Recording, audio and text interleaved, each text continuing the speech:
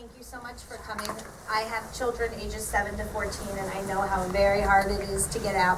I think I've received already 3 texts from my husband, everything asking about bath time to God knows what else. So I get it. It's hard to get out. And for Alex and Susan, you'll get to have the refresher course. But I'm very happy to be here. I'm so glad that the school is focusing on these issues, because one of the things I've learned is that when kids are preoccupied with their social situations, they're not fully available to actually learn in school. Instead of focusing on their classes, they're stressing about their social lives. And we want to help them, because it's hard. This is hard stuff. And with the right skills, we can't take away the pain, but we can help create the softer landings for them and for you, and make it all work a little better. So the first thing I want to talk about, and I hope you can see this okay, is there are 2 very different things that happen that can cause pain in school children. One is bullying, and one is what I call normal social conflict. And it's really important to know which one you're dealing with. So when your kid gets in the car and says they're being mean to me today, or I have no one to play with, or everyone's talking about me, everyone hates me. Before we have our panic attack as parents in response, it's important for us to be able to decode this. So I'm going to start off with just a quick primer on what is normal social conflict, what is bullying, how they differ, and then help you know, depending on which one it is, how best to move forward when your child is encountering a situation. And I'll take questions at the end.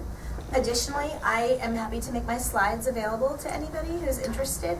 So I have cards. You can take a card and email me after, and I will send you a PDF of my slides.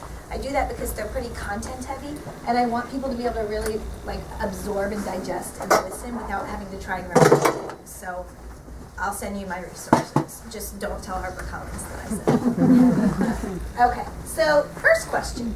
Teasing among friends. Is it funny or mean? Knowing how to use humor is a very good social skill, and kids start to pick up on that, particularly around 3rd, 4th grade, when they start identifying that there's popularity, that there's groups, and there's a lot of teasing. It happens. But there's a fine line between the teasing that's fun and the teasing that's hurtful. And so we have to start, before I can get into the definition of bullying, you have to understand the difference between teasing that's fun and teasing that's hurtful. So basically, what is that difference? Teasing is what happens when both the teaser and the target are laughing and having fun. The kid saying the joke or doing the shove, or whoever it is doing it in good fun, and the kid who is the target of that is laughing in good fun and is enjoying it. Taunting is when the teaser is having fun, but the target is embarrassed or hurt or sad or scared. And it's a very different dynamic. That's why we actually use a different word, taunting, for it. So I have a very clear response that I try to use for kids and parents when a child is being taunted, because the number one response that you're going to get if you call out someone on teasing another person is, I was just kidding. I was just kidding. It's a very brilliant response, because in the event that they were trying to be mean, it's a way of shirking accountability. It turns the tables around. So now the problem is the kid who's being too sensitive, the kid who can't take a joke, the kid who's overly emotional. That kid is suddenly the problem, not the kid who's calling someone fat or ugly or stupid or whatever it is you're calling them. So there's a simple response to that. Teach a child who's being targeted to say, let's say someone does call your kid a name they don't like. Your kid can say, and your kid says, I don't like that. If the other child says, I was just kidding, lighten up, or I was just kidding, get over it. Your child says, okay, kidding means we're both laughing. Now that you know that I don't think it's funny, if you really are just kidding, you won't do it again. Simple as that. But the fact is that a lot of times someone is more than just kidding. Someone's trying to get you. So let's say it happens again, next day at school. And your kid says, I told you I didn't like that. The other kid will inevitably say, and I told you I was just kidding. Why are you taking this so seriously? Here's where your kid can change the dynamic. Your kid gets to say, no, you get a one-time free pass with the just kidding excuse. I explained to you yesterday, kidding means we're both having fun, and now that you know I don't think it's funny, if you really were just kidding, you won't do it again. So now you already know it upsets me, so you're not just kidding. You're trying to upset me, you're harming. I taught this explanation to the teachers too, because what happens is, if we don't shut down the just kidding excuse, someone will use it over and over and over and over and over. How many of you have ever had someone say something that hurt you and then told you they were just kidding and did it more than once? So we have to do that, because what happens is, otherwise, if you have a parent of the kid who is the teaser, the taunter, and you say, hey, so-and-so's feelings are hurt, that parent will say, well, I talked to her and she said she's just kidding. Or I talked to him and he said he's just kidding. We need to be able to explain to the other parents, well, actually, he knows that this isn't funny for my kid. It's no longer just kidding. It's got to stop. It's not acceptable. So I like to spend a little extra time on this, because it's so critical to be able to have a response when someone tries to use that excuse. So a couple things also to keep in mind around this dynamic. Is your kid always the teaser? Is your kid always the target? These are things to look out for. If you happen to have the kid who's just really gregarious and fun and a leader and socially on top of things, and you notice that your kid is the one always putting out the barbs and the this and the that, talk about it. Have your kids say, hey, have you ever checked in with your friends? Because sometimes kids will pretend to laugh and go along with it, even when it hurts, because they're too embarrassed to acknowledge that they're feeling the pain. Teach your child, if you've got that kid, to check in. And likewise, if you find that your kid is always the target, you see that your kid's always the one that's sort of taking the brunt of the jokes, check in with your kid. Say, is this okay? Are you okay with this? Does this hurt? Or are you just putting up a brave face, or do you really feel okay with this? We want to check for a balance. Ideally, there's a balance of some teasing, some taunting, some targeting, some not being targeted. You don't want your kid to ever be in a place of imbalance. So now that I've got that explanation in there around teasing and taunting, I'm going to explain what bullying is. Bullying has 3 qualities, and they're very clear. 1, it's repetitive. It's someone giving your child a hard time over and over again. Not just once on the playground, not just once in the lunchroom, not just once at recess, not just once on Instagram, but someone who's repeatedly giving your kid a hard time. Number 2, it's not just kidding. It's the case where it's hurtful. Someone might be telling you they're just kidding, but if the child who's receiving it was unwanted teasing and taunting, then that's not okay. And the 3rd quality, and this is critical to bullying, is that it occurs in the context of a power imbalance. Who can think of what a power imbalance might look like? Anybody have an idea of what that might mean? Mm-hmm. Popular and unpopular. Perfect. A social power imbalance. Absolutely. In fact, one of the tests I use with kids is, if you have someone who's giving you a hard time and you're afraid to speak up to that kid because you think that kid has the power to make sure no one's going to sit with you at lunch tomorrow, or that kid has the power to make sure no one's going to invite you to hang out, there's a social power imbalance. What's another kind of power imbalance? Physical, right? A bigger kid and a smaller kid? Older and younger? Absolutely. Social power imbalances also extend to social media. A kid with 500 Instagram followers who puts up a mean Instagram story is going to do more damage more quickly than someone who only has 50 Instagram followers. So there's all different kinds of power imbalances. Now the key about bullying is, the bullying only happens, oops, I went too fast, if all 3 conditions are happening at the same time. You must have all 3. You cannot just have 1 or 2 of them. One of the cues and clues you'll get is that if all 3 situations are happening together, a 4th condition inevitably develops, which is fear. The child who is truly being bullied starts to fear the place where it's happening. I don't want to go to school. I don't want to go to practice. I don't want to go to, swim or wherever, ballet, football, whatever it is. That fear is an indicator that there's something happening. So what forms does it take when we have bullying? There's all different forms. Verbal, which we just have covered quite a bit. Physical. There's relational, which is exclusion, rumors, the hard to prove type of things. Material bullying, stealing someone's phone, their books, their stuff, ruining their things, hiding their things, any kind of material. Of course, cyber digital. So, and hate motivated, the type that are rooted in bias. So these are all different types of bullying that happen. The people who are different are at increased risk. So whereas any child can be bullied, any child or adult, there are some groups of people that are at elevated risk. And it's anyone who's different from the group in which they find themselves. And that difference might be religious, it might be appearance, it might be what we call the hidden disabilities, maybe some ADHD or autism spectrum, anything that makes your child either look, act, think, eat differently from the group could make your kid a target. And these groups need special attention and special protections as a result. So we've looked at what the bullying is. What I want to look at now is what is the normal social conflict? Well, in some ways it's similar to bullying. It is repetitive and often unwanted, but there's no power differential. That is so important to understand because what might it look like? Social conflict might be two kids who ask for a play date over and over and over, and it always ends in a fight. But half the time kid A starts the fight, half the time kid B starts the fight. They always still want another play date the next day. It can be very annoying and very seriously distressing for parents, but no one's being victimized because there's no power balance. There are a couple other ways to know if you have social conflict. One of the cues that helps me think about it as a parent is social conflict is usually about something external.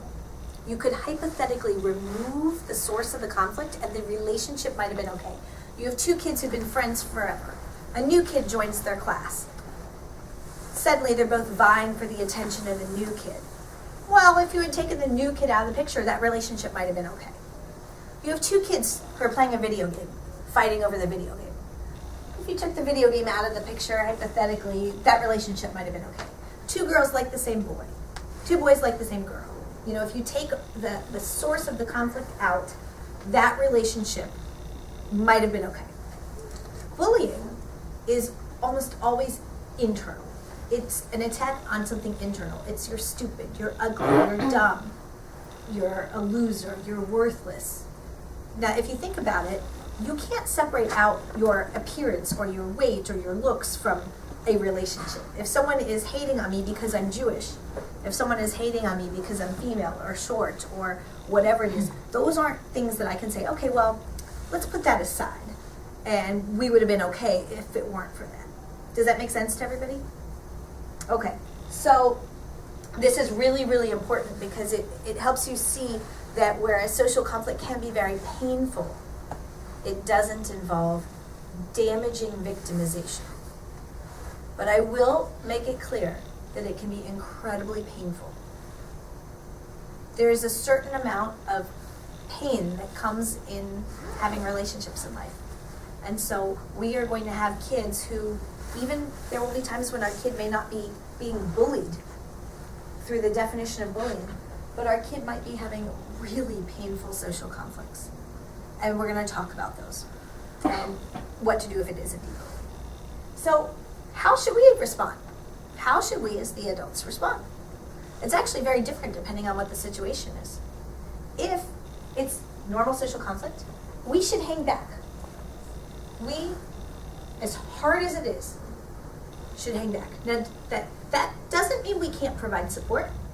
It doesn't mean we can't provide ideas, guidance, listening, advice, but ultimately, we want the person to be able to go back to the other kid directly and address the conflict. You do want to send them back to talk face to face with the person they're in conflict with. So you could say, I'm so sorry, let's problem solve, let's think about it. But ultimately, then we're out of it. Give them a chance to work it out. It's the exact opposite in bullying. You never want to put someone who's being bullied back face to face with the person who's doing the bullying because of the power imbalance. The burden of stopping bullying should not be put on the victim. They usually cannot make it stop without supports, outside help. This is a situation where adults should come in. This is the situation where we say, let me help. This is not fixing, this is not helicoptering. This is helping someone who's being victimized. If you rush in to fix it when it's just normal social conflict, could be helicoptering. Different situation. So let's talk a little more about this. I have a real life example for you as to why we should hang back when it's normal social conflict. And here's the situation that I've encountered in various forms at schools all over the country. Esther and Talia have been friends since elementary school. In middle school, Talia starts to spend time with a new student named Rachel. Esther becomes jealous of Rachel. All right, stop. Right now, this is a normal social conflict. We have two kids who've been friends for a long time, and a new kid, they're vying for her attention. If the kids knew how to resolve normal social conflict or talk about it in a healthy way, here's what might happen. They might be able to get together, and Esther might be able to say to Talia, I miss hanging out with you. It's hard, you've made this new friend, and I know you want to spend time with her, and I get it, but can we at least have lunch together once in a while? Or can we make sure we do our sleepover once in a while? Can you do me a favor and not send me 50 pictures of you with her, because it makes me feel left out. That would be amazing. It would be amazing if a kid could speak that way and address her feelings so openly and explain it. And at the same time, Talia might be able to say to Esther, look, I know it's hard for you, but I do really like Rachel, and I am going to be her friend. I'm not going to give up that new friendship, but I hear what you're saying. I get it. I'll try to make sure that, we get some time together. I get this. That would be so fabulous if that's what happened. Unfortunately, that is not what happens at the schools I go to. What happens is that the normal social conflict escalates into bullying situations because when kids do not know how to talk it out in a healthy way, they switch to attacking behaviors. So what happened in this case is that Esther became jealous of Rachel, and instead of being able to work through her feelings, she launches an attack, unkind rumors about Rachel. So now look at what's happening. We've switched from conflict about a friendship to bullying behaviors. It's a personal attack. It's calling someone names. It's hurting someone. And as expected, now Talia responds by urging mutual friends to ostracize Esther. And so you see how now you've got a very complicated situation. The person who started sort of doing the bullying, who started the rumors, is now being ostracized. So her mom now calls the school. No one will sit with my kid. No one will talk with my kid. My kid's being left out. My kid is being, bullied. And then when you pick it apart a little, you find out, well, the reason no one's talking to her kid is because she started these rumors, but that started because she was feeling hurt, and there's layer upon layer upon layer. How many of you have ever seen social situations that develop layer upon layer upon layer? Right. So there's a couple reasons why this is happening.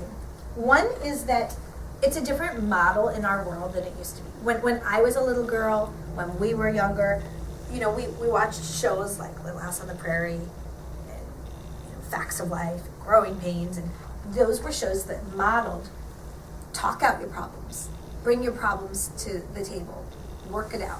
What the kids are seeing now is often like clickbait type things, YouTube videos galore, where they are incented to look at anything that is an escalation of conflict.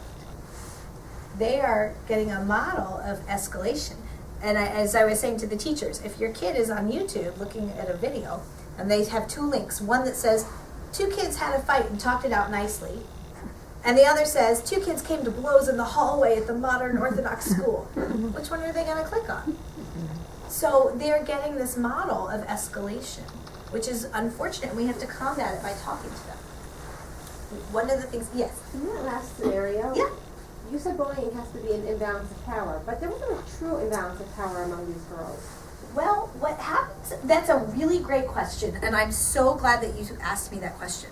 When Esther starts the rumors about Talia, at that point she is engaging in bullying behaviors, although but Esther is not yet being bullied, but if those rumors start going to multiple people, so now you have 3, 4, 5, 6, 10, 20 people hearing a rumor that Esther is, I won't choose the words the kids use, but they use some pretty harsh words. Now there's an imbalance, because if there's 20 people whispering about Esther and one Esther trying to combat it, and especially once things get into a digital arena, it's like whack-a-mole. You as fast as you're trying to stamp out a rumor, if other people are talking about it, you don't have enough arms to stop it. Likewise, when you then have mutual friends starting to ostracize Esther, she has a power balance happening right back on her.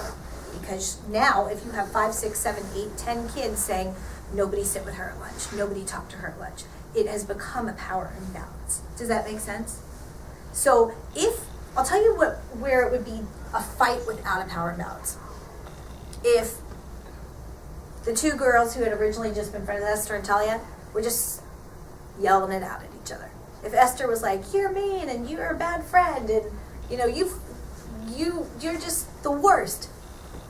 And her friend said back, well, you're just jealous and you're lazy and you're this and that. If you just have one kid and one kid, no one else is involved, they're yelling it out. They might be mean, it might be hurtful, it might be unkind, but at this point, neither kid fears the other, neither kid is taking away other friends from the other, and it's staying as, at that point, just a conflict. Does that kind of make sense? Escalating is often what creates the problem, bringing other people in. We want to de-escalate. How does this relate to a situation where, say, one child is initiating a conflict with one deliberately, and then the other child calls on friends for support in this conflict? I'm so glad you've asked about that, because these are wonderful questions. I'll tell you what. I want you to save it, because I might address it through the course of the slides, and I only get an hour and I have like 5 zillion slides, but I want to talk about that, because if a child is initiating a conflict, an unwanted conflict over and over and over, then there's something else going on with that child who's initiating the conflict, and that's where supports have to be wrapped around that kid to figure out what's going on in that kid's life. So we'll get to a section where we talk about the kids who act as the bullies or the kids who are the targets and what you do for each of them. And if you respond properly with the right psychological care and supports to a kid who's seeking out conflict, unwanted conflict over and over, that's happening for some reason. Any kid who is seeking out unwanted conflict over and over, that's a behavior that's coming from, there's something else going on that needs to be attended to, because that would not be the normal human social behavior in and of itself. It's a source of seeking attention or drama, or they want something, and we got to figure out what they want. If the school's response isn't to provide psychological supports and social work around the kid who's trying to instigate the conflict, then the school isn't responding the way it needs to actually bring this to a resolution. The burden of stopping that behavior should not be put on the other kid. The kid who doesn't want the conflict, who is being sought out, should not be, the burden of stopping that behavior should not be put on that kid. Does that make sense? It's complicated. But I want to talk some more about that, and also on the right way to bring in allies, because there's a right way and a wrong way to bring in allies.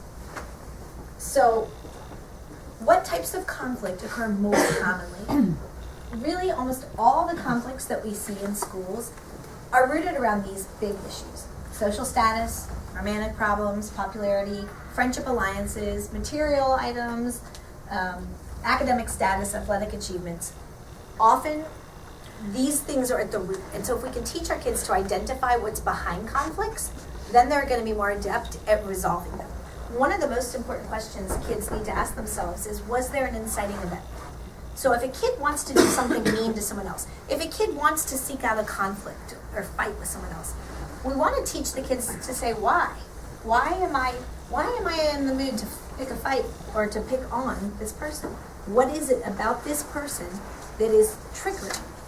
Sometimes there is an inciting event. Maybe there was a specific issue or a fight.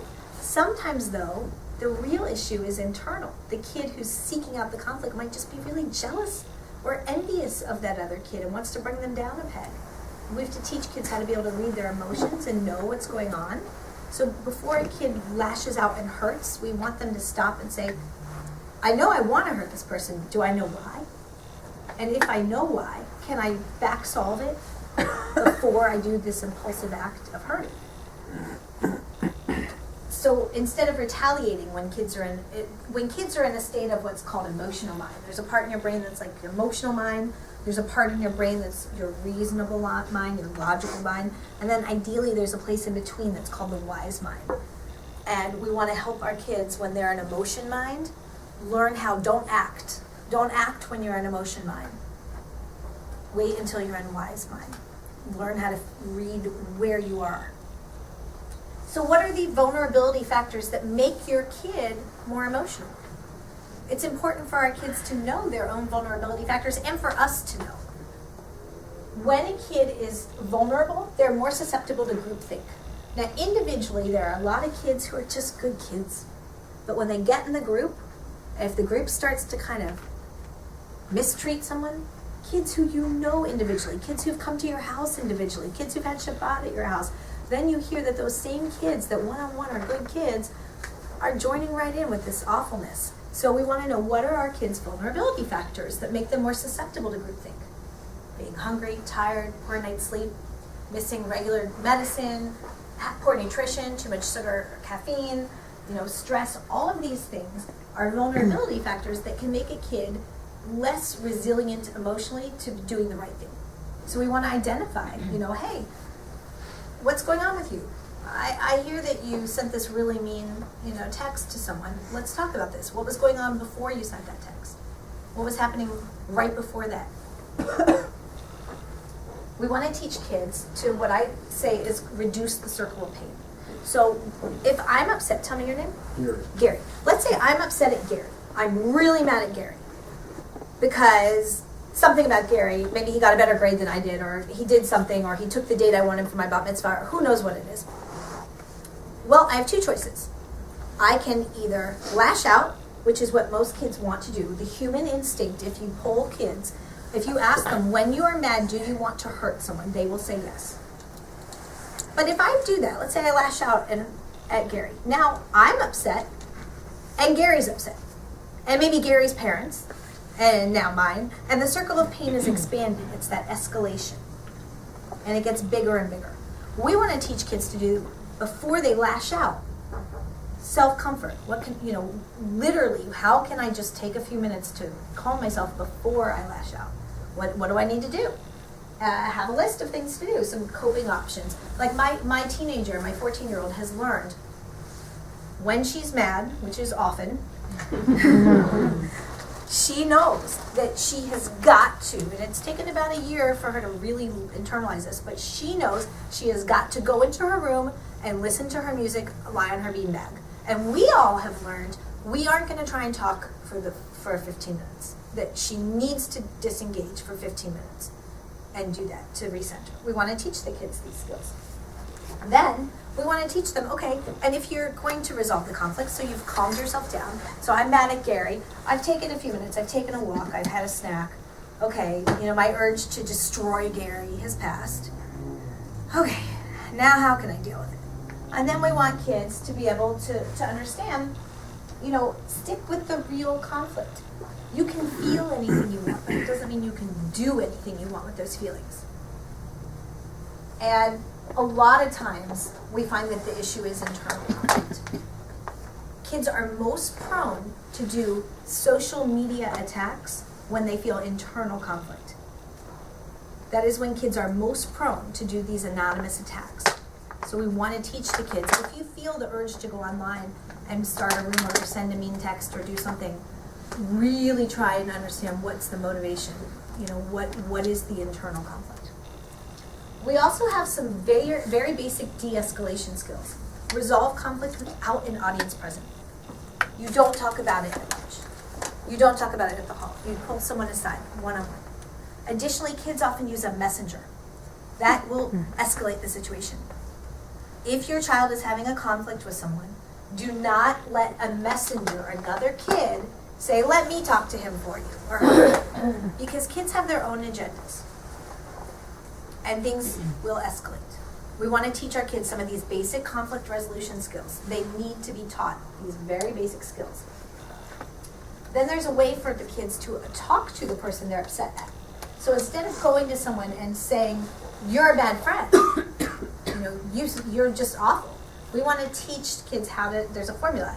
I feel, and then you say how you feel. I feel upset when you, and then you describe the specific behavior that's happening. So you don't say, I feel upset because you're a liar, or I feel upset because you're a jerk. You want to say, I feel upset when you tell my secrets. I feel hurt when, you make sure nobody sits with me. I feel embarrassed when you trick me and share private information. If your kid is the one who has been talked to, the human instinct is to defend and justify when we are called out on our bad behavior. Number one thing, just like the human instinct is to want to hurt when we're mad at someone, and we have to fight that, the human instinct is to immediately defend and justify when we're called out on another behavior. If we can teach kids how to switch the focus to repair, not to, well, I did this because, and switch to, how can I make it better? Conflicts will resolve more fully, and they truly will end. The reason why they don't end if the kid says, I did it because, is because then everyone's going to have their own return reason. Well, I did that because. Well, I did that because. And you've probably seen this with children if you have more than one child. Siblings, sometimes they get in a fight and it's, I did it because, well, I did it because, well, I did it because, and it just won't end. We want to teach kids how to say, okay, I hit you. I did it. Take that accountability. I hit you. What can I do to make it better? And then maybe you can teach the kid who said that, I also want you to know that I felt upset when you reclined your chair all the way into my lap in the car right before I hit you. So, when you were lying in my lap from the front seat that I wanted that you took, that really was for me, that felt very invasive. And so, what I would like to see happen is for you not to recline your chair into my lap. So what we don't want the kids to do is say, well, I hate you because your head was in my lap. Because then, it just never ends. So we want to treat each thing as isolated and separate behaviors. Deal with this one, then that one, then that one, then that one. Everyone gets their say. We just don't want to link things of because. For parents, one of the top things we can do is use emotion coaching to prevent things from escalating. So emotion coaching is when we teach our kids in early stages of an emotion to label it and acknowledge it and respond to it. So it's like if a kid is saying to me, and this will happen to me, like if I'm not doing good emotion coaching, for example, and this happened earlier today with my youngest. I'm hungry, she was telling me, I'm hungry. I'm like, I'm busy, working. I'm busy. I'm hungry, she's telling me. And instead of responding to it, I had to wait until she was like, I'm hungry! And having a meltdown. And finally, I was like, I'll make you something to eat. But if it escalated because it had to escalate before I noticed. So what we are trying to do is teach the kids. So if the kid is feeling sad or angry, how to notice it and help them say, I'm feeling a little envious before it turns into raging jealousy. I'm feeling a little bit down before it turns into crippling depression. I'm feeling a little bit anxious before it turns into a panic attack. Teach the kids at lower level intensities to identify their emotions, talk about them and work on them, and this will help them in their interactions with each other too. They're less likely to reach a point of rage with each other if they can talk at the early stages. Why it's good to get help. So this is for kids who are, in fact, in the bullying relationships. Being bullied, truly being bullied, and about 15% of kids are truly bullied. About 100% of kids will have normal social conflicts. And about 15% of kids will be bullied. It affects your brain chemistry. A kid who's being bullied will lose the ability to interpret ambiguous situations as ambiguous. Their brains will interpret ambiguous situations as hostile. This will affect them in the workplace. It will affect their ability to assess threats. They're going to be chronically in a state of fight or flight, panic attacks, anxiety, depression, cutting, eating disorders, all of these things, you're at higher risk for. And we now know that, and so we don't want kids to keep silent when they're truly being bullied. We want them to ask for the help. This is where that victimization comes in, because we can help them, but it's like with everything, and it helps if we can help them at an earlier phase. So I say to kids, you know, this is a kid, let's say this is your kid, and your kid's being bullied. Okay, so maybe the first thing that happens is like that. And maybe the next thing, the next day, the next week, it's like that. And a few weeks later, you know, we're now this and that. And each of these is a painful mark or a painful memory. Well, the fact is, you know, your kid is still here. Your kid is still whole. But is your kid exactly the same as he or she was before they were being bullied? Or are there marks? Are there scars? There are scars. And if we don't help the kids in the earlier phases, and the trauma continues, because it's a form of trauma, as they get worn down and worn down and worn down, they have areas, you might have this, where you have a more severe mark, or a more severe, and I tell the kids, and I've worked with the kids like this, and I've worked with the kids like this, and we say to them, we are here, we can help you, we can put you back together. You will still be you will still be here, but you will never be without those marks. And it's easier to help you be whole when it was this before it's this. And so, you know, the longer the trauma goes on, the harder it is to help our kids be whole. And it's very important that we recognize that early and get them the help they need.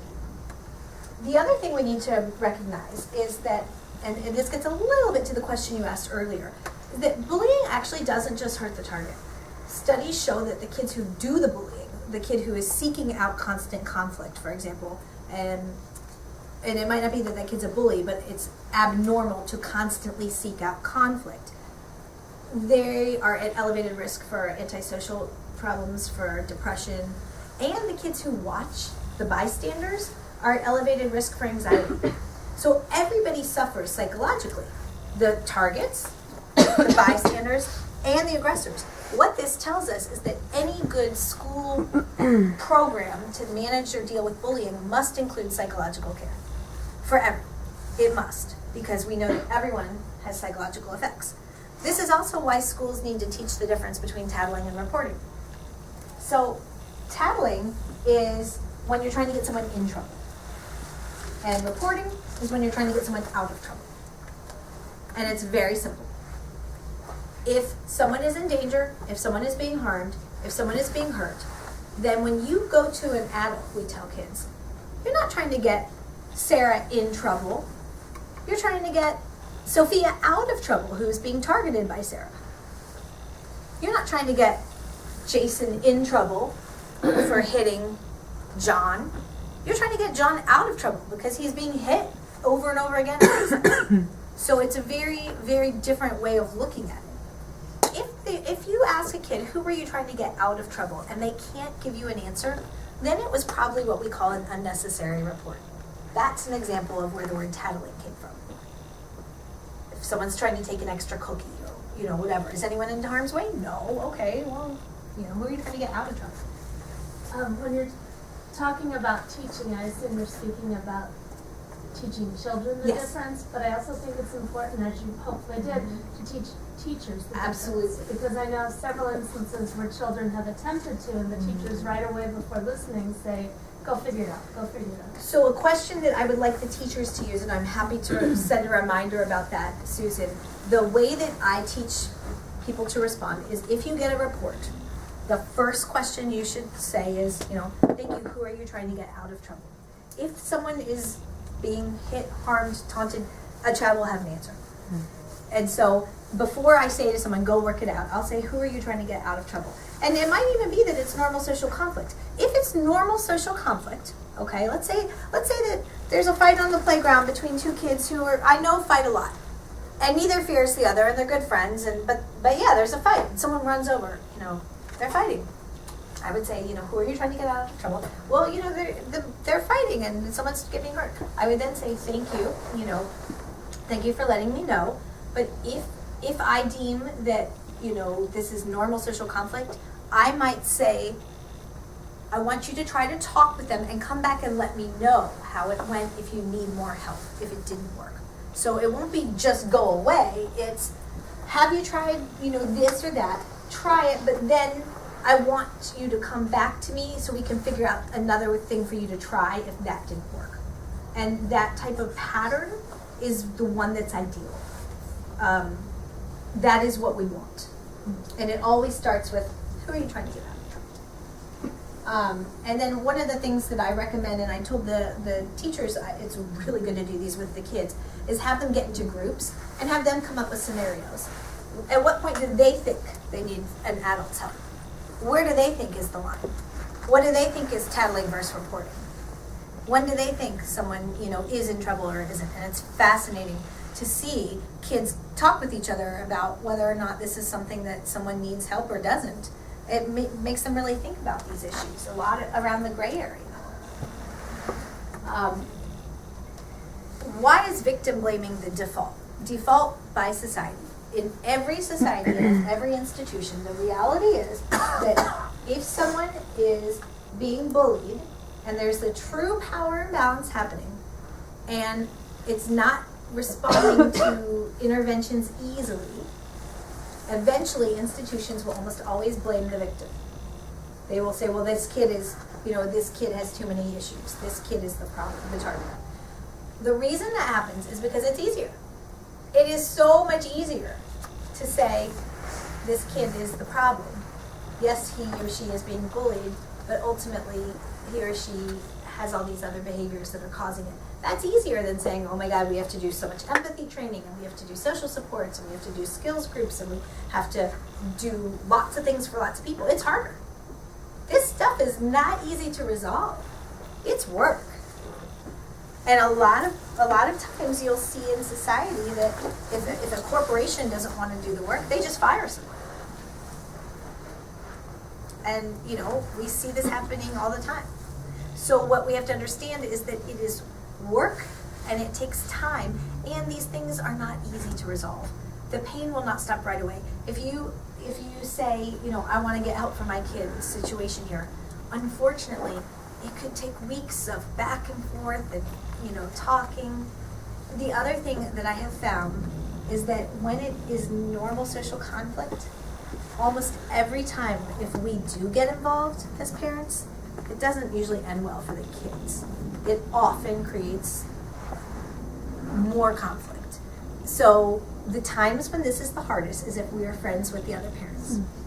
If you are friends with a parent and you guys get along and your kids get along, and then you reach a year where for whatever reason your friend's kid dumps yours, a breakup, this is so hard for us as parents.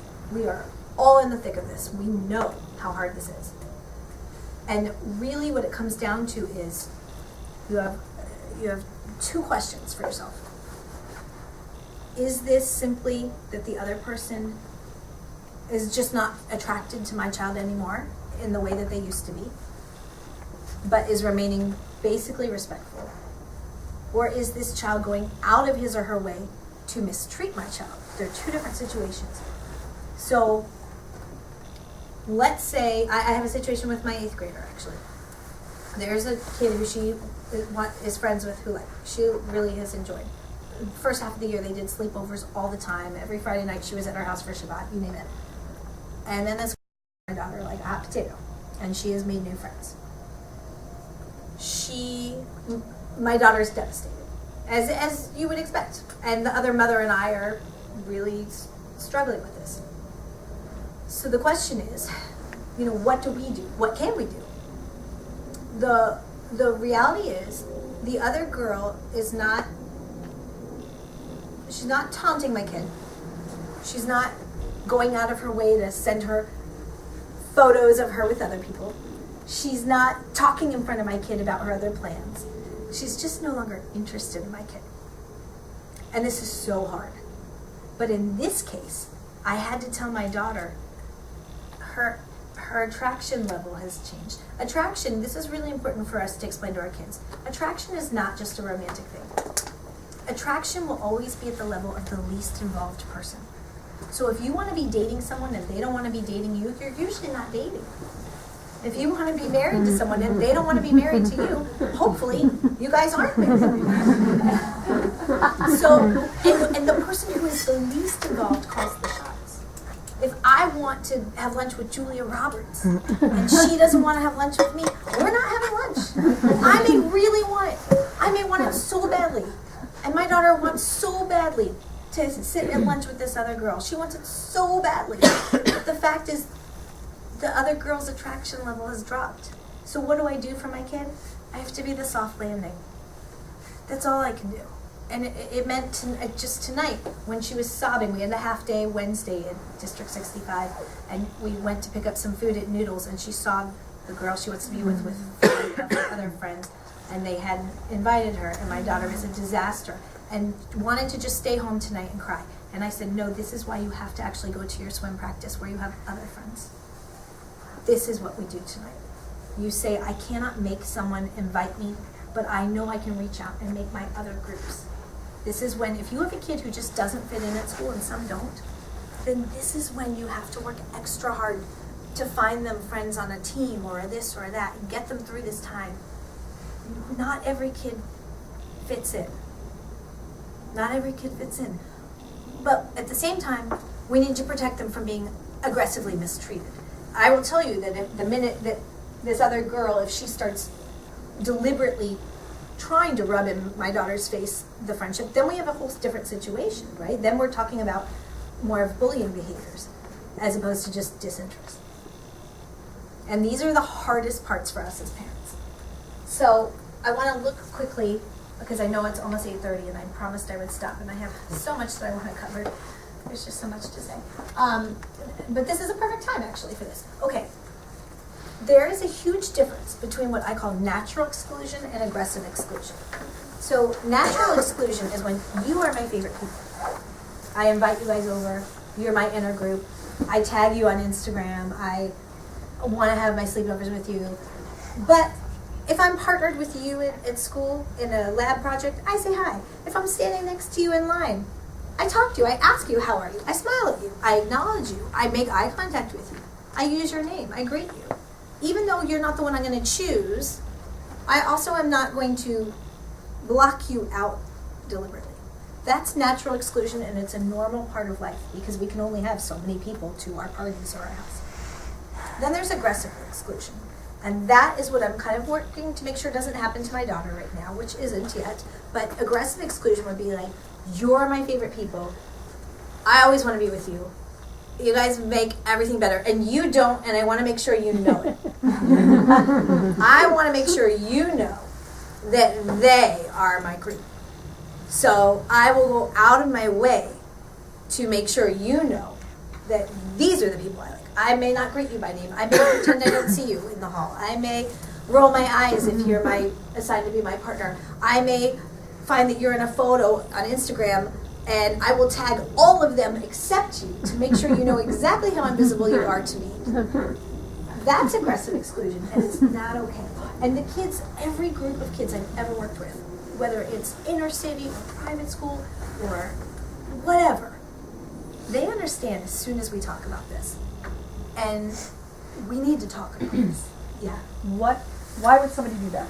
Why would somebody do aggressive exclusion? To make themselves feel better, to make themselves feel important, to make themselves feel popular, to make themselves feel, often that's when you really start having these meaningful discussions with kids. In a perfect scenario, you get the kids who are doing that to acknowledge it and start having some conversations about their own insecurities.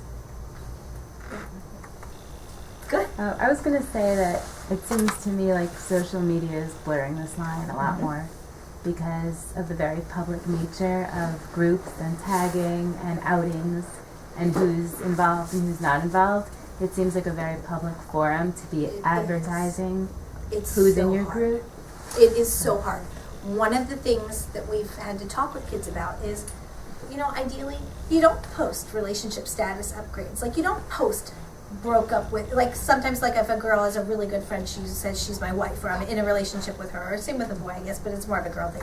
And then if that friendship ends, the girl might say, we broke up. These are our relationship changes. These are very public things. Tagging people, this is new uncharted areas. If you have a child who is sensitive to feeling left out, and some kids are more sensitive to it than others. Some adults are more sensitive to it than others. You have to teach that same idea of emotional intelligence around what's healthy for you. So, for example, I told my daughter today, as hard as this was for her, I said, you know what, I want you to no longer follow these couple kids on Instagram, because you're gonna see them. You're gonna see their stories. You're gonna see that they're here. And all it's gonna do is hurt. And so there's that, like, desperate desire to know. Like, human beings, we torture ourselves. Part of you wants to see exactly what you're missing out on. But part of you, if you have developed emotional intelligence, you'll say, you know what, I will take that out of my news feed so that it's not making me feel worse. And it requires a lot of self-control. But you are so right. Social media has made it so hard because everybody is their own PR agent. Everyone is constantly broadcasting and trying to design what is their own personal brand. And these are such hard and unforgiving years to begin with. And to have that added pressure, we have to offer so much empathy to our kids. Perspective from either the bully or the victim can change if it's a bullying situation or if it's just a social harm. And so, depending on who your child is, how do you you can't change a person's perspective. No, you cannot change a person's perspective. But you can provide the supports. We can do a couple things as parents. One is be objectively assessing what's going on, right? Like, is my kid the aggressor? Or is my kid starting rumors? Is my kid inciting drama? Some kids are.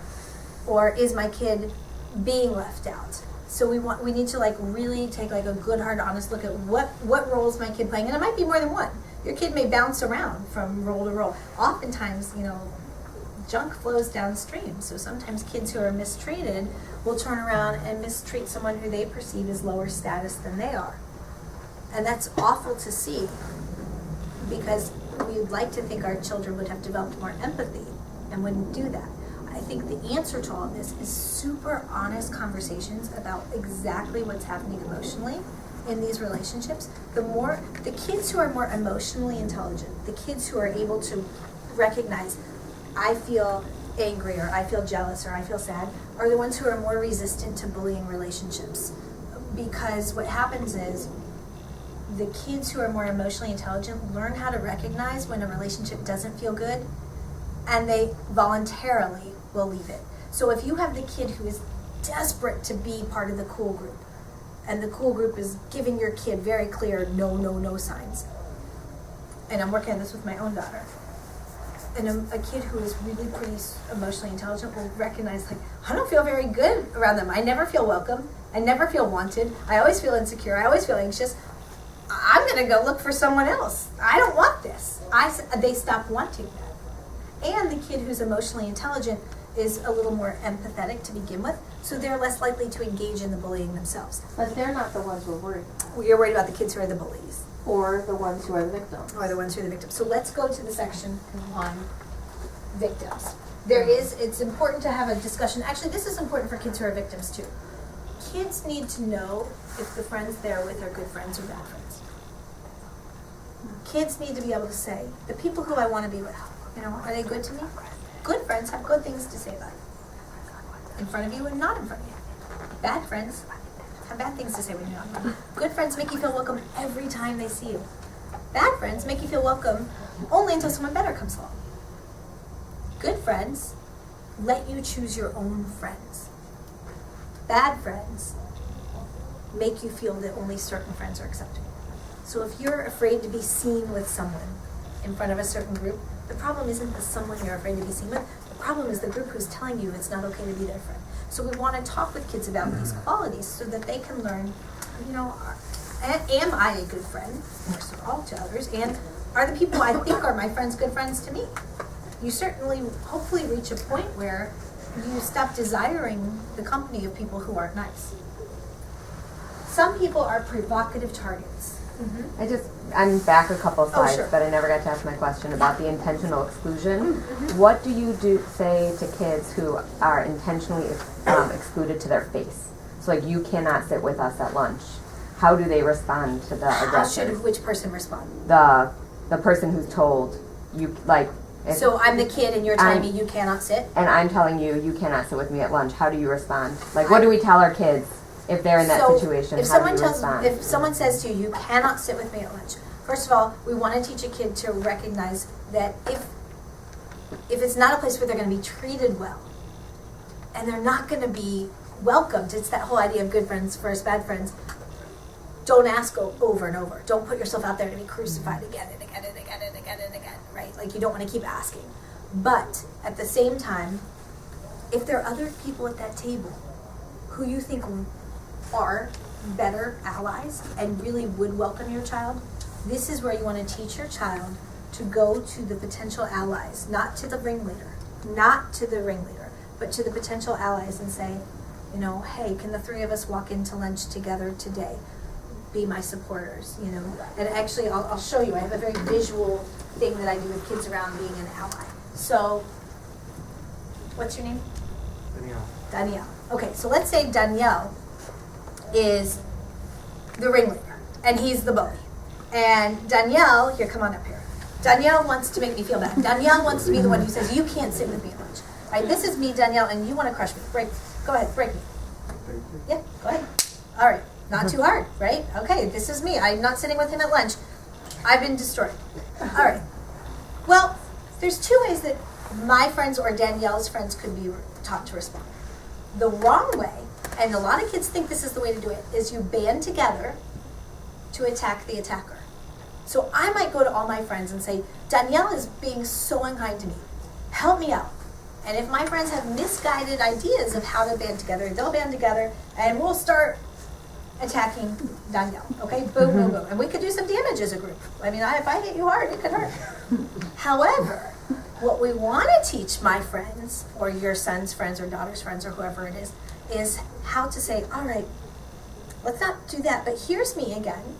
And Danielle's going to tell me I can't sit with him, or he's going to tell me that I'm ugly or stupid or whatever it is. And I'm going to say to people, help me out. And now they're going to surround me with support. Not going to fight Danielle, not going to really give him too much focus, but they're going to walk into lunch with me, or I'll identify my allies, or I'll identify the kids who I think have a good sense of moral. And now I'll say, just support me. Let's not attack him, but support me. Okay, Danielle, break me. Go on, here you go. This is recorded, right? Nobody's ever been able to, so don't. That's the point. So thank you very much, Danielle. We're a good sport. I show this to kids because this is the power of allies. We want to teach them that if you have a kid who's being drawn into conflict over and over, and your kid's friends want to help your kid, teach the other kids, instead of going up to the kid who's seeking out the conflict and saying, here, cut it out, you jerk. Teach those other people how to surround your kid, and in the moment someone's trying to, draw your kid into conflict, all your kid's buddies say, hey, come sit with us, or, we'll hang out with you, or, have them form that protective wall. So there's a way to train kids to be allies that doesn't involve harming someone else, because that will escalate things if you reach out to harm. Mm-hmm. How much of this, if any, would you say varies by gender and by age? Because it does vary. Not unexpectedly, there is more relational aggression, meaning like rumors of what's not with the girls, and more physical aggression with the boys. So being an ally takes different forms. With the boys, it might be if someone at PE or gym is constantly sort of roughhousing you, but in a way that's hurtful. It's getting the other allies to, kind of stand with you, literally stand with you, or, pull you up, you're okay, or I'll be on your team, or whatever it is. With the rumors or the girls, one of the things you can do is teach the allies how to say something like, when they see a rumor or something on Instagram, don't like, don't retweet, don't comment, just delete, or, you know, write that's not true, or go up to the person who's being targeted, you know, how are you doing? You know, you can sit with me at lunch. Or if you're afraid to even be that public about it, maybe you just put a note in their locker, hey, I see what's been going on. You know, I'm a little scared of Esther too. You know, quite frankly, I find she's a little scary, but I'm thinking of you and you're not alone. Any sign. And then clearly, one of the things that will also happen in terms of social media is that girls can become targets more, particularly when you get into the areas of sexting. And I know that's like a tough conversation, but what happens is that boys will keep nude photos of a girl on a phone, and girls will keep nude photos of a girl on a phone. But very few boys will keep nude photos of a boy on a phone. So it's almost always, in cases of revenge porn or whatnot, a girl who is the one, because everyone will send around pictures of girls, but much fewer people collect pictures of the boys. And one of the things that I talk about with the girls, and it's not an insignificant number of kids who sext. It's actually amazing how many of them do. But one of the things that I tell them is, unless you marry this person, they're going to date someone after you. So the number one reason that I've been called into schools for revenge porn, it's not that the boy that the girl is dating sent the picture around. It's usually the next girlfriend who finds it on his phone, feels jealous. This is that classic emotional situation, right? She was going through his phone. I just had a school where an 8th grade girl found a picture on an 8th grade boy's phone, or boyfriend, what does that even mean in 8th grade? Of another girl who was like in a bikini or something. She wasn't naked, thank God. And she got jealous that he still had that picture. And instead of talking about it, instead of saying to him, hey, this is how I feel, could you delete this? You know, instead of doing any of that, she uploaded that picture, put it out on Snapchat, wrote this girl is a, you know, not a nice word, and basically destroyed this other girl who had no idea this was happening. So we have to teach our kids to have these talks, because, you know, they don't deserve it. They don't deserve all this. It's very, very hard. I want to make sure that I cover, this is an important thing. I knew that I promised I would stop, but I do want to cover provocative targets. Some kids are what we call a provocative target. Some kids have behaviors that are annoying. Raise your hand if you know a kid that you find annoying. The fact is, just because somebody's personality is a little annoying and offends you, doesn't give you the right or entitle you to go out of your way to purposefully mistreat that child. And this is really hard, but kids have to learn to understand that just because someone talks too much or is in your face or has a style of personality you don't like doesn't entitle you to mistreat them and then justify that mistreatment by blaming it on their personality. And so, you know, when we have provocative targets, we have to wrap the supports in all places. Yes, we want to teach the provocative target better ways of interacting, but we don't put the burden solely on that kid. We have to teach the other kids, hey, this is what it means to have sensory processing disorder. This is what it means to have autism. You know, you're going to have to learn that some of these behaviors that this kid is doing have nothing to do with you and everything to do with he or she feels like she's going out of her skin, and we have to teach that empathy. Yeah.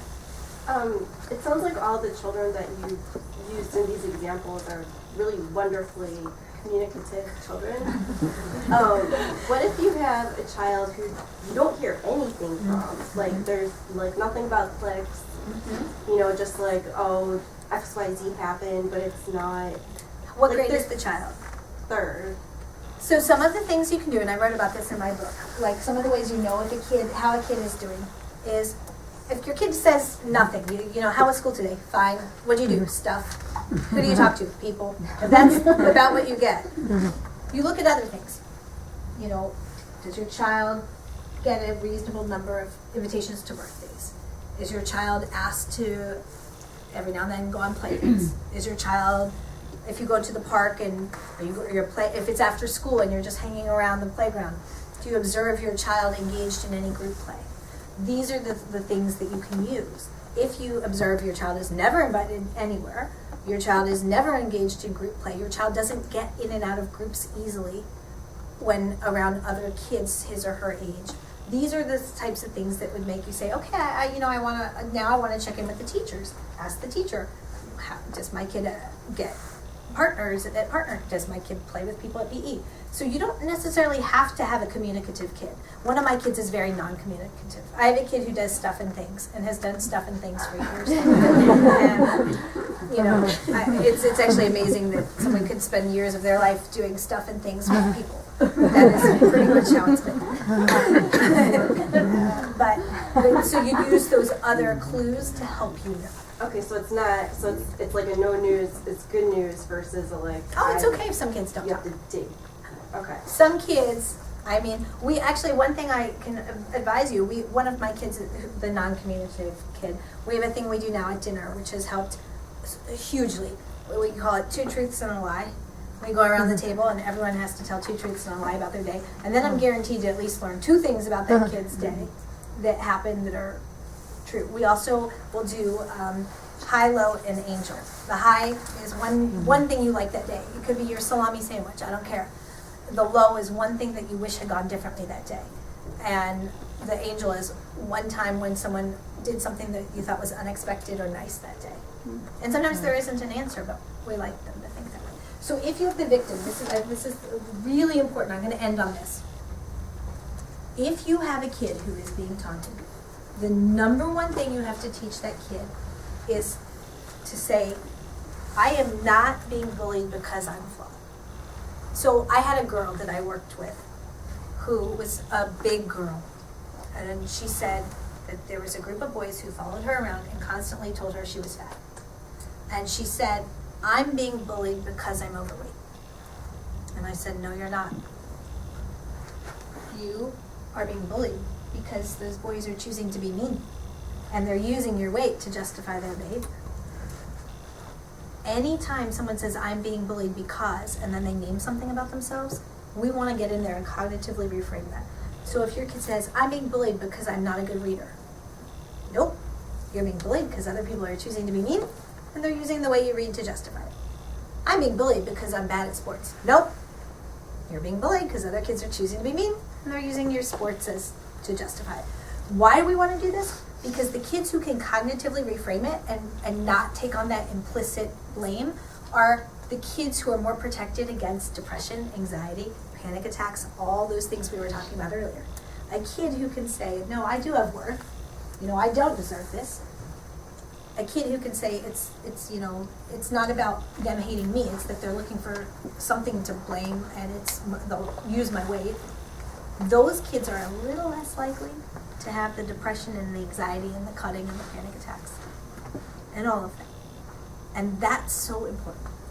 What would you say to when kids say, yeah, mom, yeah, dad, thanks, I know you're supposed to say that, but let's be real, the other kid's not bad at math and they're not getting made fun of, the other kid's not overweight, the other kid's not short, whatever, not bad at sports, whatever the issue might be, kids, especially as they're getting a little bit older, like they're on to us, and they know the things that we're supposed to say, and they're the right things, of course, but what do you say when you can't get past that level with them? So what we say, first of all, is we acknowledge what they're saying. I hear you. I hear that it's hard. I hear that it's hard to be different in this way. And I hear what you're saying, and I'm sorry. We want to empathize. We don't want to dismiss somebody's pain because that's invalidating. But we want to then go back to the point of, but you are more than just your weight or your sports. So the fact is, if someone's being mean to all of you, let's say someone's being mean to me because I'm 4'10", which I am. I'm like the littlest person I know. And let's say so they're making fun of my height. Ultimately, I would go back to me, if I were the mom of me, and I would say, well, your height is just the visual part of you that they're identifying with. But there's so many other things. So you have to say to your kid, you're so much more than just your weight or your reading or your sports. Let's talk about some of the parts of you they don't know. let's talk about some of the parts of you that you like. And we really have to work on that, on helping our kids identify. And in fact, I have a worksheet, and I'll email it to you, Susan, or you can get it from me. It's a worksheet called How to Cognitively Reframe.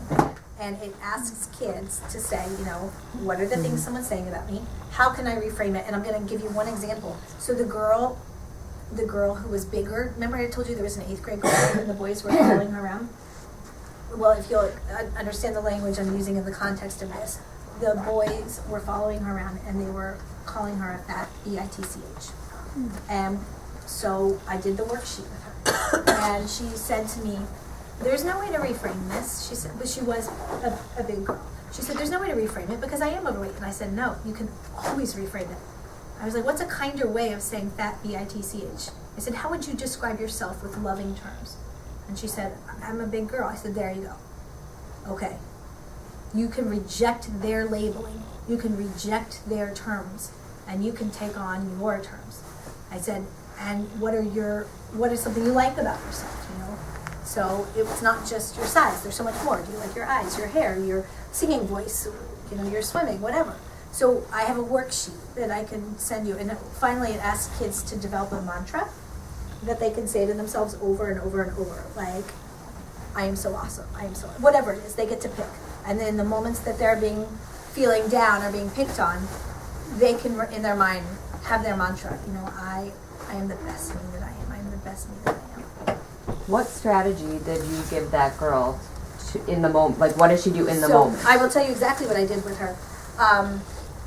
I told her that one of the things that takes the power away from bullies is if you accept and reframe, basically exactly what we did. The next time they came to her and they were like, you're a fat. She said, so before she would cry and kind of hide or just her whole body was victimized. She said to them, yep, I'm a big girl, that's me. And she did it a couple times. They kept coming at her, you're a fat, and she kept saying, I'm a big girl, I'm a big girl. And they stopped within 2 or 3 days because she was now controlling the tone of the conversation and the label, not them. She was controlling the label. Mm-hmm. So I'm a pediatrician, Oh, great. And most of the visits that we do are screening for bullying. Mm-hmm. But I think what we're finding is in the late middle school years that there's a lot of ostracism and nonverbal bullying that has been occurred. So let's say since 5th grade. Right. 5th grade is really when it starts. We're getting these kids in 8th grade who are already depressed. They're already too late. And one of the things that we do pay attention to is asking about ostracism, but what I think in the real world, you don't really know what's happening until it's too late. So you don't ask your kid, oh, are you in the crowd? Are you aggressively excluded? Or, but sometimes you'll observe it. Let's say if you're at a bar bat mitzvah, you'll see it. Then you see it. You see it immediately, but then sometimes it's too late. And then they're at fault, and then their self-esteem is way down the pits, and then so how do you... So then you have the process of the rebuilding. That's when you have the kid who comes to you who's like this. That's when you get this. And you have to kind of say to them, we can get you back together. It's going to take some work. There is no quick fix. There is no quick fix. There's therapy, there's DBT, there's, all kinds of things that I recommend that people do. But it all comes from having that kid go back to the 5th grade version of him or herself and learn to reframe and say, wow, I didn't deserve that. Because what happens is a kid who's being ostracized will inevitably start saying, why is this happening to me? What did I do wrong? Mm-hmm. Why is this happening and what did I do? And they will look for flaws. So you want to take them back to that 5th grade kid or that 4th grade kid. Or if it's an adult, take the adult back to that kid. And you have to help them recognize, wow,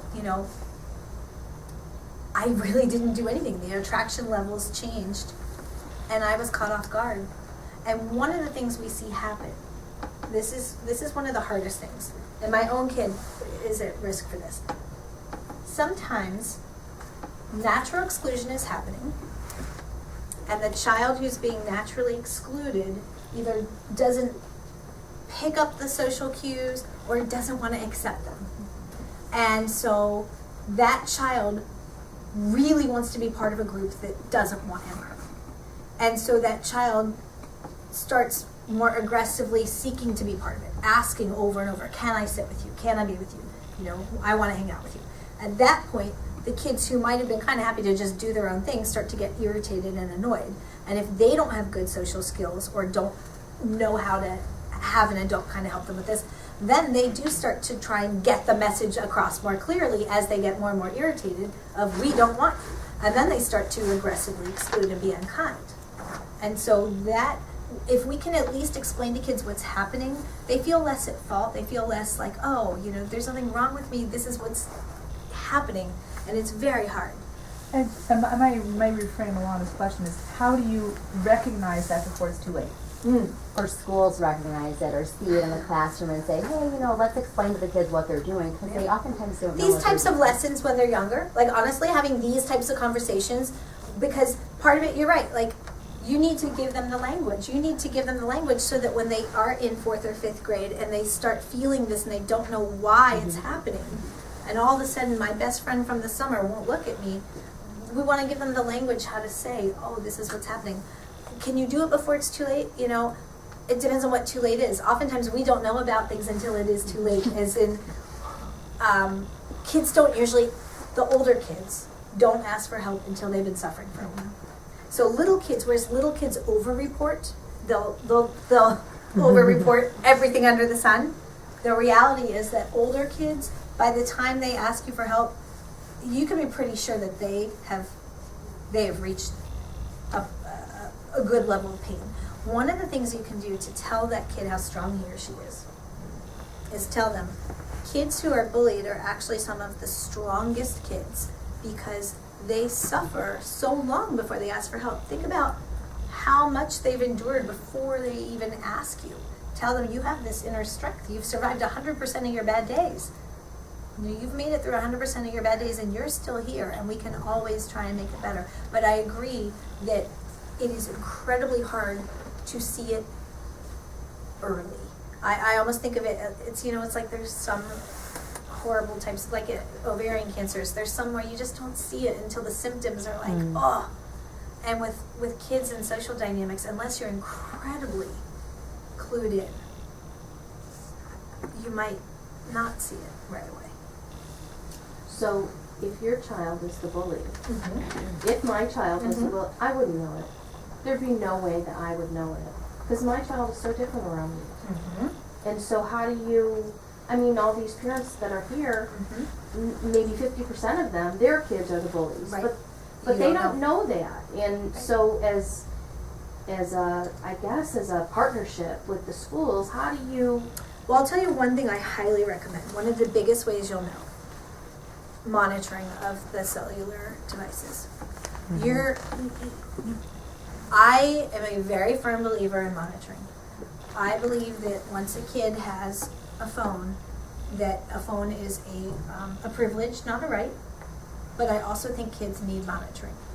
And you know, if a kid says to you, well, you don't respect me, or you're invading my privacy, what you can tell that kid is, hey, if I didn't, you know, respect you or trust you, you wouldn't even have the phone to begin with, right? Like we tell our kids who are driving, you know, look, you wouldn't have the keys of a car if I didn't trust you. But even so, I'm going to make you wear that seatbelt. Even so, to protect you from the mistakes of other drivers or yourself. Well, that's the monitoring. I will say to my kids, you know, you won't have a phone if I didn't trust you to begin with. But I'm going to monitor, because that's the seatbelt. And the fact is, if you're monitoring and your kid is a bully, you will find out. You will know. You're going to know. If you're kind of spot checking their Instagram, if you want to know. By the way, I have a fantastic family technology agreement that I can send to anyone who wants it. It's in place for my kids. My kids, we have a phone contract. Everything from the phone doesn't charge overnight in her room, to rules and also what to do if something's broken. I do believe that you'll know more about what your kid is like if you monitor their phone. You will just know. You'll know. But before they have a phone, these things are still going on. Yep. So And I agree. I think we all see our kids in the best light. Of and course. we say that the bully is the one that we should be addressing their behavior, but how can that be addressed if I think that is where we have these conversations that teach emotion, just teaching them about emotions, because ultimately, a kid who does a lot of bullying has disconnected from their empathy or their conscience, because it allows them to do unkind things without suffering too much conscience by disconnecting from their empathy. And so, by having these types of conversations from a young age, we hopefully will raise kids who can recognize and come to you. But the other thing is, it's true our kids are going to be very different around us than they are around their peers. And that is why every time I have a teacher conference, one of the first questions I ask is, what's she like? I have 3 girls. What is she like in class? What is she like with her friends? I sometimes, if possible, I do try and show up sometimes in a situation where she's mingling and kind of observe. I want to know. And because some of my friends are the parents of her friends, I'll sometimes say, hey, what does so-and-so think about the friendship? I tell my friends, we're all like a village together. If someone's kid is going off the rails, I want to know if it's my kid going off the rails. Tell me. So if I have a friend whose child is really good friends with my kid, we have sort of a thing where we say to each other, look, we're each other's eyes and ears. I ask. It's hard though. We are all in this together. It is hard. So at what point, if your kid is getting bullied, do you say something to the school? Do you say something to the other kid's parents? So that is a great question and a tricky one. Often you will get further by talking to the school than talking to another parent.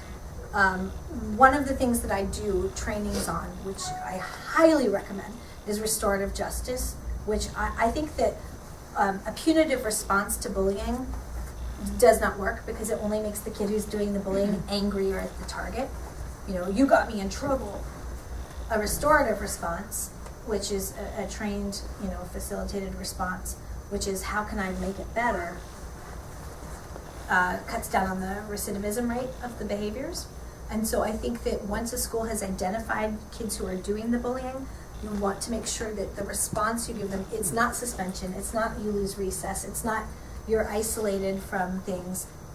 All those things make that kid angrier, and it puts a chilling effect on the reports of bullying, because the target is like afraid to be retaliated against.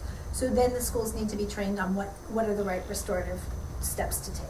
And how do they communicate with the bullied family? Like, The parents should be contacted by the school. Now, it gets very tricky. I don't know with private schools, but with public schools, there's a lot of laws around what you can tell. So often they can't tell the parents of the bullied kid what's being done with the aggressor. That's when you want a school that has certain practices in place, that the school's code of conduct, that the school's procedures includes, this is our response to bullying, so that you will know it involves a restorative conference, a meeting with a social worker, these steps. We want to know that. I know it's late, it's like 9 o'clock, and I promised that I would stop at 9, so I'm gonna stop, and I know you guys will have to go home. And I'm sorry I didn't get to finish all my slides, but we got through a good number of them, and you guys were a fabulous, wonderful audience, and I really appreciate it. And I have copies of my book, Bullied, if anyone's interested, but I will tell you, I don't know how conservative you are, but one of the things it does go into quite a bit is, issues of sexting, or kids who are gay or lesbian and their special needs, so it's a book that covers everything. I just want to be honest about that. But thank you so much for all of your attention.